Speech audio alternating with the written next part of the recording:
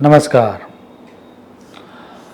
वास्तु का कार्य करने के लिए दैट मीन्स आपको यदि आपके घर में कोई काम करना है और वो काम कोई भी हो सकता है, आइदर आपको गृह प्रवेश करना है या फिर आपको फाउंडेशन का स्टोन रखना है या फिर आपको रिनोवेशन का काम करना है, तब किस तरह के ग्रह योग होने चाहिए वह दर्शाते हुए बहुत डिटेल में शास्त्रों में बात की गई है।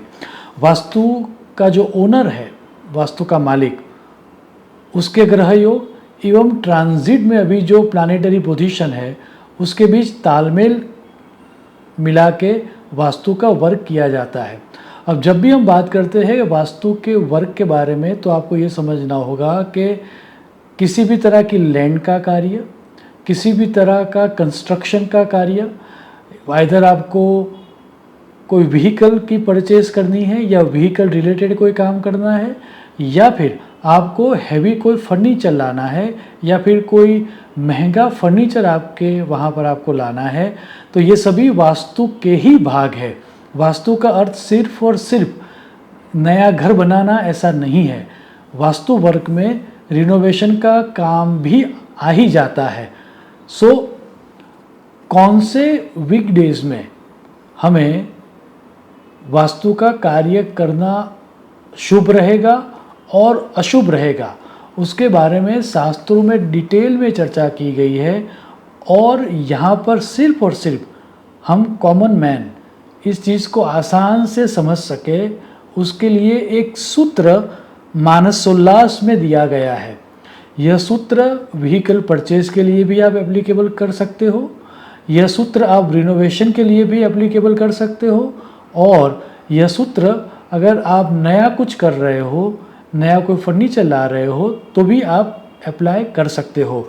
ये जो सूत्र है वो ये है, आदित्यम मंगलम त्यक्त्वा सर्वे वाराः शुभावहाः गृह कर्मणि शस्यन्ते वास्तु विद्या विशारदैः।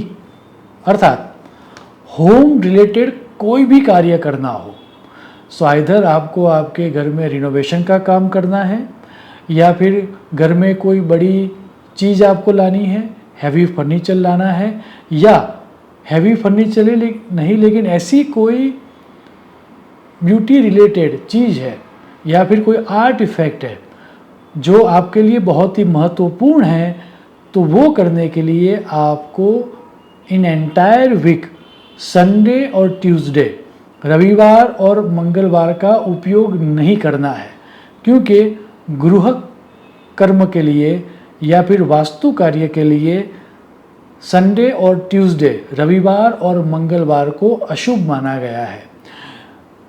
इसके अलावा मंडे, वेडनेसडे, थर्सडे, फ्राइडे और सैटरडे को गृह कर्म या वास्तु कर्म के लिए शुभ माना गया है।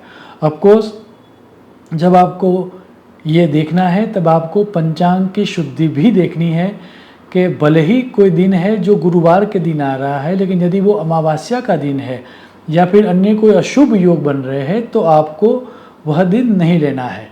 मोटा मोटा आपके जहन में यह सूत्र आपको रखना है, और वो ये है कि यदि आपको वास्तु रिलेटेड कोई कर्म करना है तो सिर्फ और सिर्फ आपको संडे और ट्यूसडे को अवॉइड करना है। उसके अलावा यदि कोई भी शुभ दिन आ रहा है तो आप उस दिन को फॉर वास्तु रिलेटेड वर्क ले सकते हो।